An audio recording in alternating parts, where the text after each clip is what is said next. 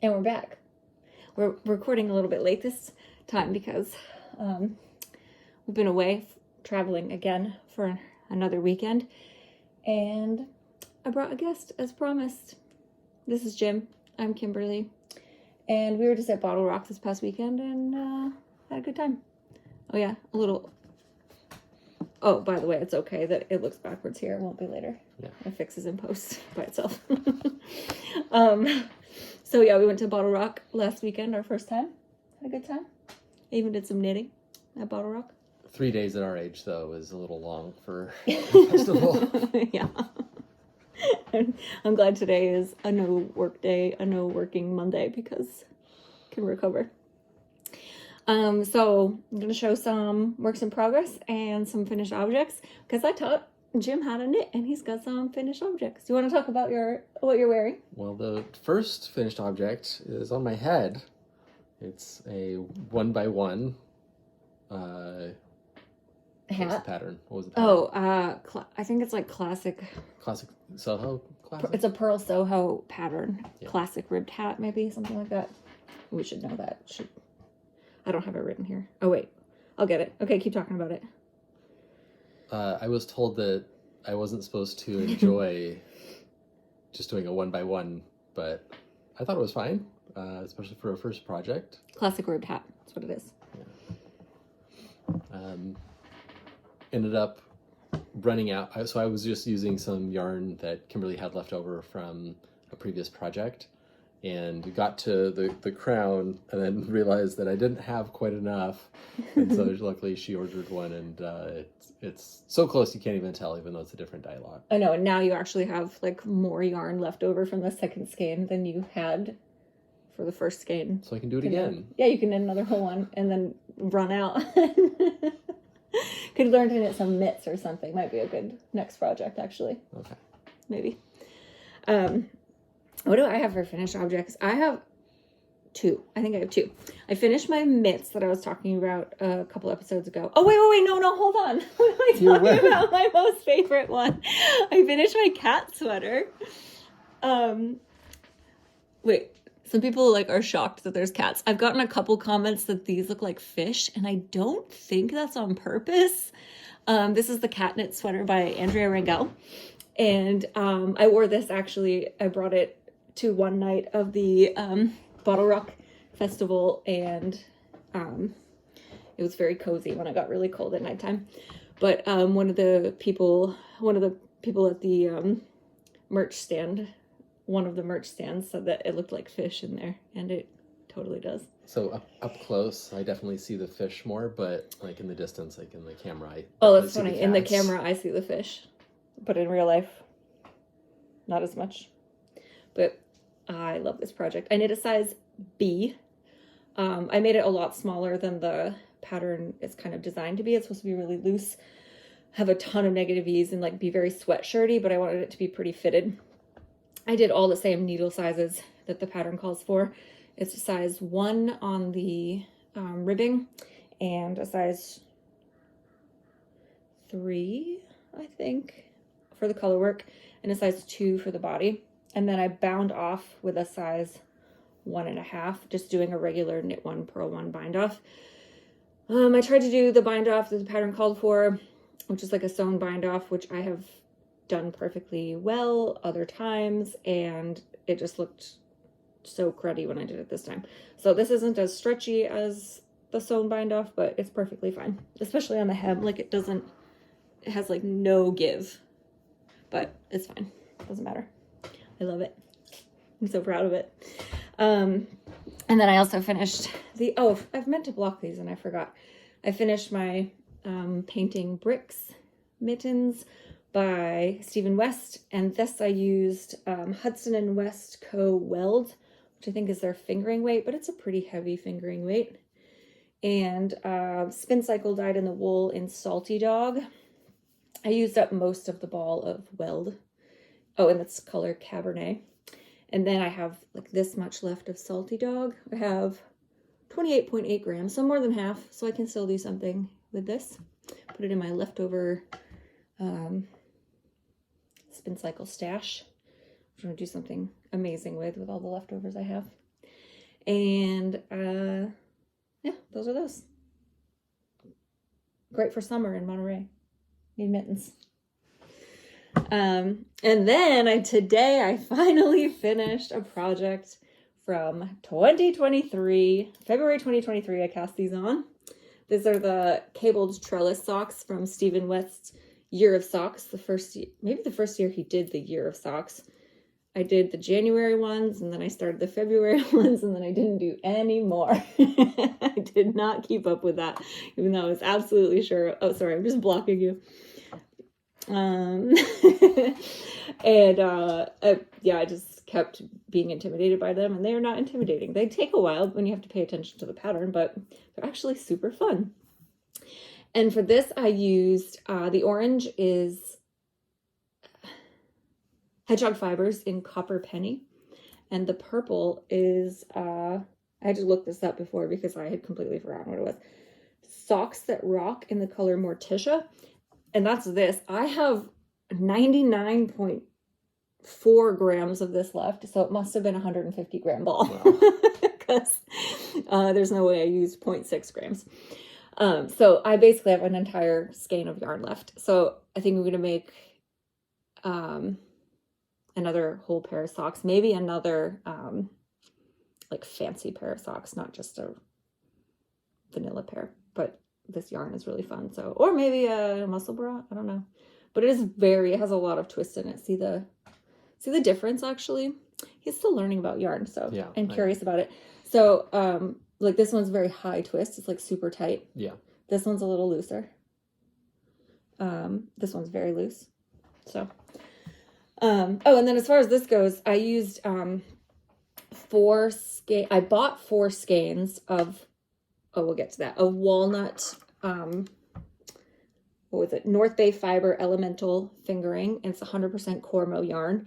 And I just barely broke into the 4th skein of that. And then the light tan color is Sand Point, I think it is. I have it right here, I think. That's not it? No, I was just looking for the color. Oh. It could be that one. Is it that one? That also says walnut. I think it's Sand Point. And I have about 50 grams of this left, so I'll use a half of one. So, if I had done it a lot bigger, then that probably would have been enough. That fourth one would have been enough. But we'll talk about your... Yeah, so when Kimberly has a leftover, I now have some yarn. And so this is becoming my second hat. This is going to be a walnut Musselburgh, but I think I'm going to put a stripe in the middle, probably something like a light blue or something, to give it a little bit of color when you fold up the brim. Like on the edge of the brim? Yeah. Yeah. It's super soft. This is so knit at a lot looser gauge than my sweater. And I really like how it's turning out. I knit 3 rows of it in the car today, and I was like kind of jealous. I was like, I want to knit one of these. I'm not buying any more yarn for a while.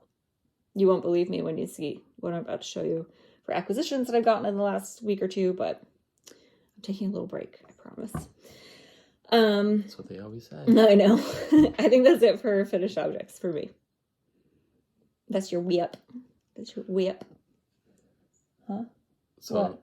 As a fun little treat, I got Kimberly I got her 5 gift cards to the local yarn store and hid them around the house. While I was going on business. Yeah, so she has found 4, has 1 yet to find, and so could use some of those for acquisitions, but... Yep. My latest... Okay, I'll get to that, but kind of an in-between finished objects. I showed you this last week. This was the April Beanie Brigade. So I thought I would show you the one before, the March, the first one. That was this one. Let me hold that. It's so this is from Farmer's Daughter Fibers, and that was the first month's edition, and it comes with a suggested pattern and this is the suggested pattern that time. This one was called Dashed Beanie by Benjamin Matthews. Super fun. So it's like a knit 2, purl 2 with a little slipped stitch thing going on. Want to try it on? I think it'll fit you. Oh, and then it came with these little tags. I don't know if I'm supposed to use them every time, but I only did it the first time. Little Beanie Brigade tag. It wouldn't look good on this, so I didn't do it on this one. Does it fit you? A little small. Oh, that's okay. A little small. That's all right. So March, April. Oh, so my May one came. It's stretchy though. Whoops. I like it. Yeah, it's super stretchy. It fits. So my May Farmer's Daughter Fibers Beanie Brigade came, and it's this one in this purple color. I lost the thing. I've lost the paper that comes with it. It's supposed to show you what pattern it's supposed to be, but I don't think I'm going to knit it. I don't love the pattern that it's supposed to be, but I believe it doesn't really say what base this is, but I think it's Spinster's Daughter, which means it's spun by Spin Cycle and dyed by Farmer's Daughter Fibers, and I've never had Spinster's Daughter, so I'm pretty excited, but don't take my word for it. I don't know if it really is. I think it might be though, but it is really pretty. So I'm looking for a hat pattern that's in worsted weight that I can knit the next Beanie Brigade out of. Real pretty. Let's go back to works in progress. What else have I got going on? These have been in progress for a long time, but over the weekend, maybe right before we left, I put in the heel. I did it way too pointy. I think I have to take it out and do it over again. I put in the heel for my pig socks. This yarn is called Pig, based on the movie with Nick Cage. This came from a Nicolas Cage advent in 2023, 2021, 2022, something like that, by Haverland Yarns. And I'm doing just a continuous tube, so I put in the heel real quick so that I would know when to stop, and then the second sock I can just knit the tube and do all that afterwards. So I'm doing 72 stitches on a size 0 9-inch circular. Don't love knitting with a 9-inch circular, but I'm making myself learn because everybody's doing it, but it's awkward for me. It slows me way down. But my gauge on a 9-inch circular seems to be about my gauge for a size 1 needle doing it any other way. So I did end up doing magic loop for the heel with a size 0 also, and I figured it would be a little tighter. It does look a little tighter. Doesn't that look a little smaller than up there? Just barely. You can't tell. But I figured that's fine for a heel. A heel being a little tighter is fine because a tighter gauge is harder to wear through. So that's fine. I don't care. I also feel like this yarn looks completely different from this yarn. Like, where's all the light color in this? How did that happen? Doesn't that look like the color is denser here? It does. How is that possible? I don't know. But these might be for my dad. I'll make these for my dad. Also in progress, I'm saving this one for last. I put in a bunch more rows on my painting Honeycombs shawl. And then with my leftover hedgehog fibers, I have like 36 grams of this left, so that can go in my stash of yarn for this. This is, oops, I forgot. Oh, it's right here. Barocco Ultrafine wool in gray. And then all of the dots are hedgehog fibers sock minis. And I did the math and I finally figured it out. Each circle, as in one of these little honeycombs, takes 2.2 grams, sometimes 2.3. So every time the row gets bigger, it adds on 1 honeycomb. And even this one, there's like a partial honeycomb here, that counts as 1. So really, there's like, it starts with 1 honeycomb, and the next one is 2, but this one's also 2. So they're the same. They take the same they take the same grams. So 1, 2, 2, 2, 2, and the next one is 3. 1, 2, 3, and then the next one is also 3. 1, 2, 3. It takes about 2.2 grams. So now I can kind of figure out the math of how many grams of yarn this thing takes to do the background. I just don't remember how big this thing is supposed to get. I want to say it's like 40 things across. Where am I at? 7, 8, 9, 10, 11, 12, 13, 14? So about 4 times bigger. That seems about right. So if it's 40 dots wide and it takes 2.2, how many grams is that? A lot. It's not easy math if it's repeating. No. I just mean for that one row. 80? Yeah. 80 grams? That's not possible.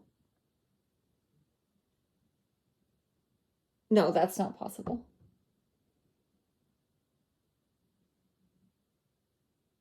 It can't take 80 grams to go across. Something's wrong. Because I never had 80 grams of one of those. Why? This doesn't make sense. It's not 2.2. It's 0.22. It's 0.22. That's 2 grams. It's 0.2. It's 0.2. 0.2 would be 0.2. smaller. So 4 times... Oh, I have a calculator right here. Oh, wait. I have it all written here. Yeah, 0.2. Okay. Not 2.2 grams. That's insane. Okay. 40 times 0.2. It would take only 8 grams to go across the entire thing. So it's not complicated math to do all of it. It's just a lot of writing. So it would be like 8 grams. Yeah, okay. 8 grams plus 30 plus 39 times 0.2 plus 38 plus... Yeah. It would be 40 grams. It would be 8 plus 8 plus 39 times 0.2 plus 39 times 0.2 plus 38 times 0.2 plus 38 times 0.2 all the way down to 1 times 0.2. Mm-hmm. That's how you do it. So,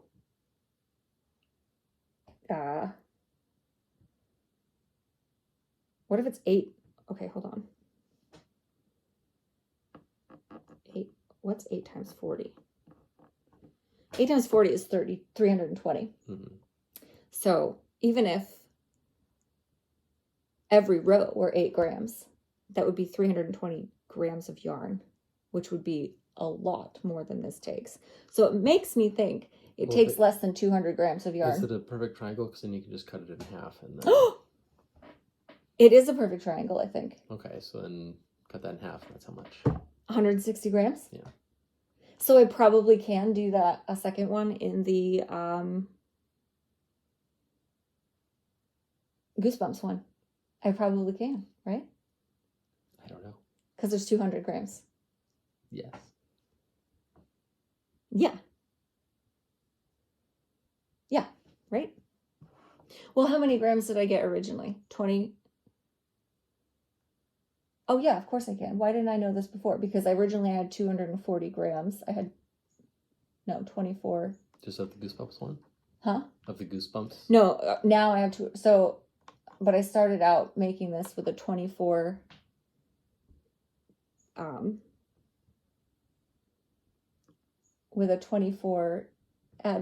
we don't need to figure this out now. But if I started this out with an advent that was 24 skeins, mini skeins, that were each 20 grams, and I used less than half of it, 240. It's 480. I used less than 240. So I could probably do it with the Goosebumps. Maybe. Yeah. I think so. Seems like it. It seems like it. Sorry about that. Anyways, but I don't edit these, so you're stuck with that.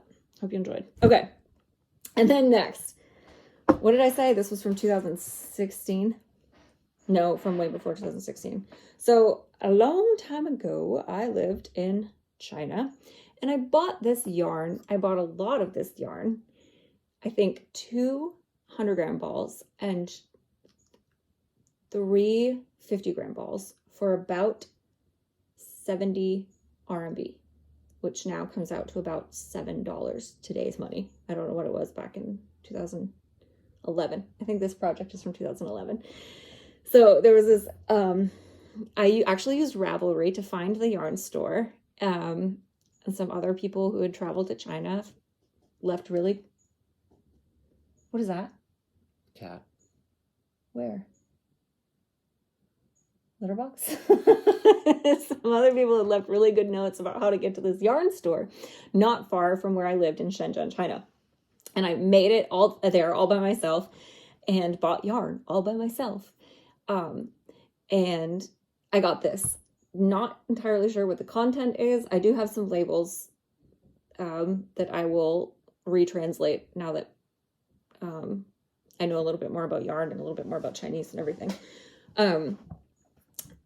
And I also had a dream that I was with my cousin, my younger cousin, and I was in a train wreck, and I was this is just a dream. Okay.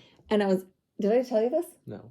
I thought I did. Okay, so I had this dream that I was wearing this scarf that I had knit, and I think it was also yellow. It was gray and yellow, and I was in this train wreck, and the scarf got like ripped to shreds, and I was so sad.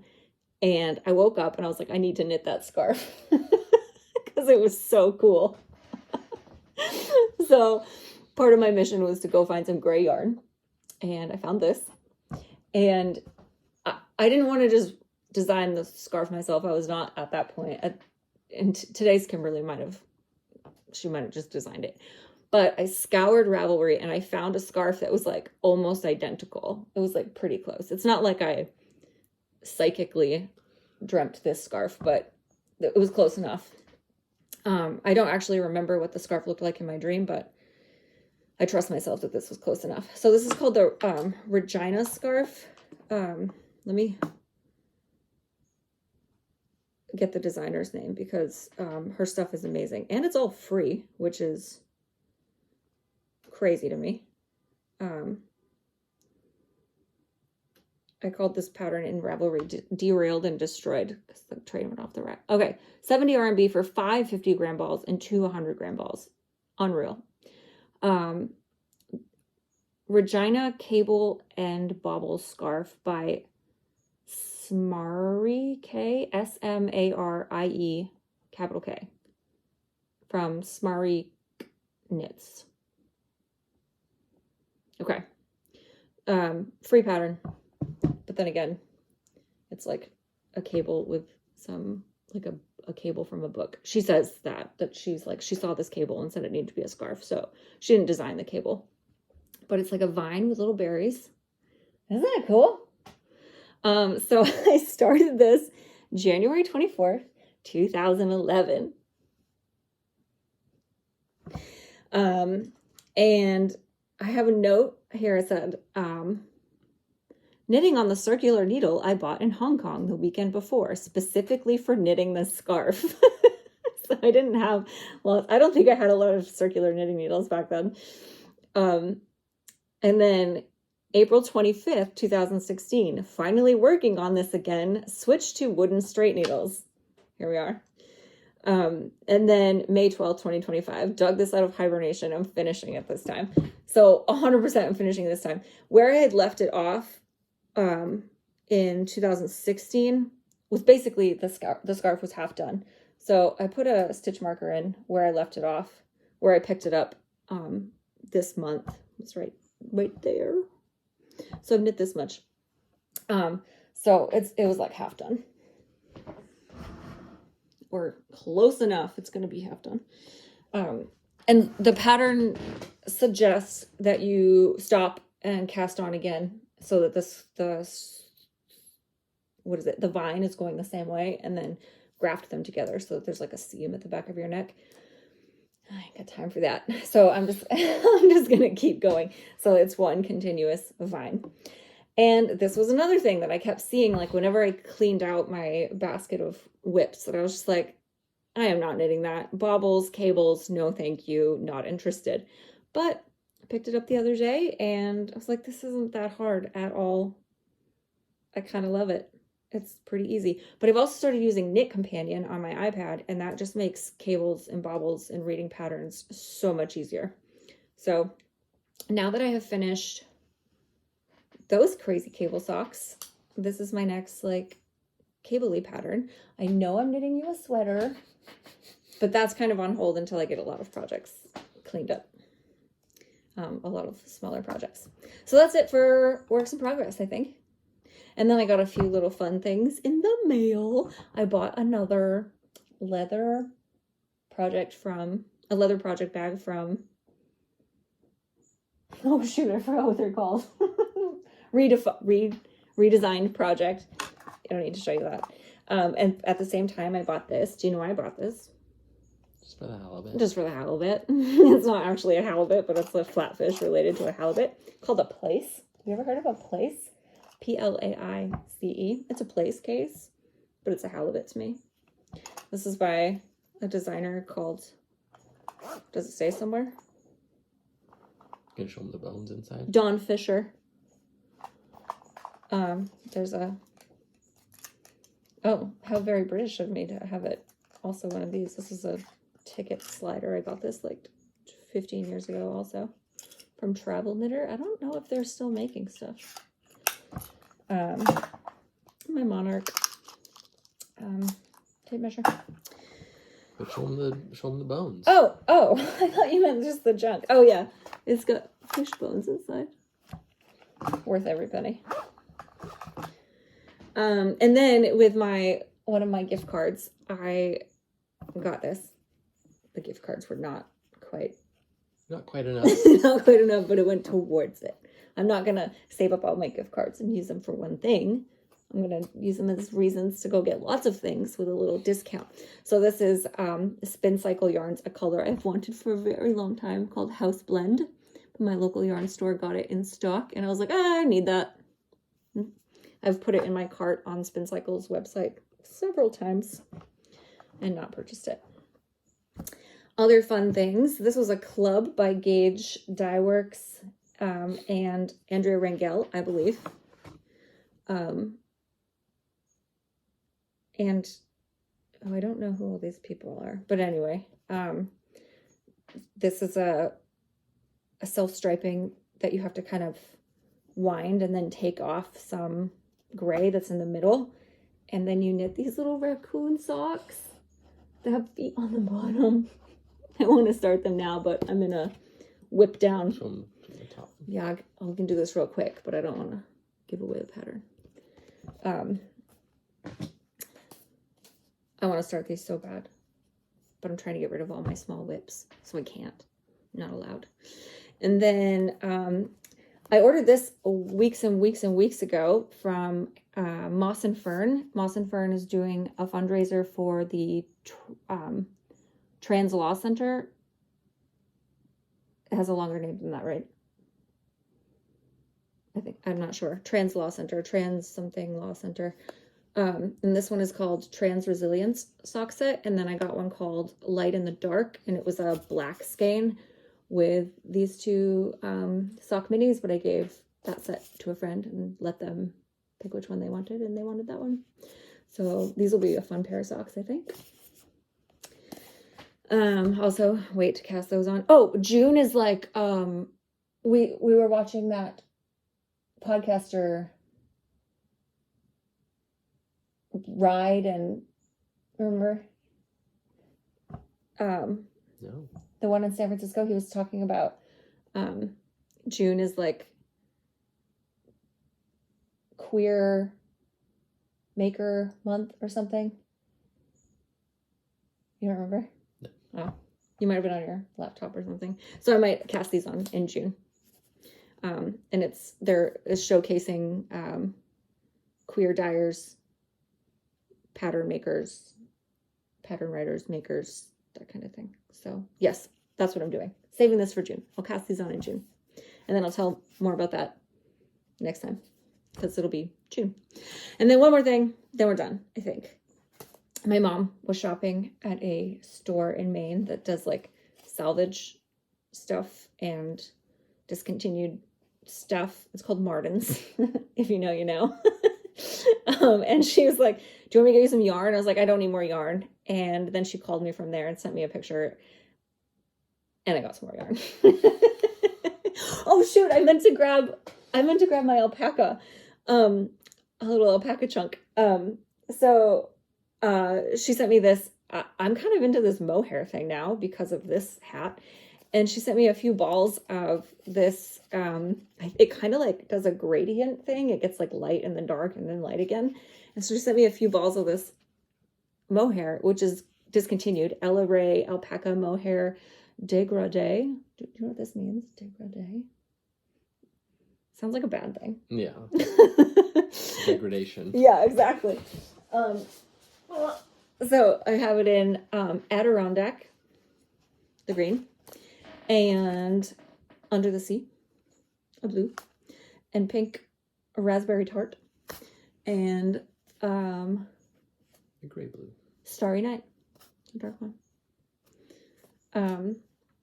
I'll save the other thing for next time. So I also got several alpaca fleeces because my parents know a woman who has a farm animal rescue, and it like devastates her that she didn't know anyone to give the fleece to, and she found out I was spinning yarn. And oh, that was another thing I have another finished object. I have a whole skein of yarn that I spun. Show that next time too. And so she asked if I wanted some alpaca fleece, and I said yes, very much. And then I did some research of like, how on earth do you clean alpaca fleece? And it's not terribly hard, but it takes up a lot of space. And so the other bedroom over there has a floor covered in alpaca fleece right now. So I washed one little bit of it. I opened up, I think it must be like 20 pounds of fleece, a lot of white, a beautiful red from an alpaca named Reba. If you can imagine, it's that color. And there might be another darker color, and then like a brown. And there was a little bloop of this mixed gray, red, white, black color. Turns out that's from Marty. And Marty and Reba are best friends, I found out. And so I washed that in some like large lingerie bags, and almost felted it all, but I saved it.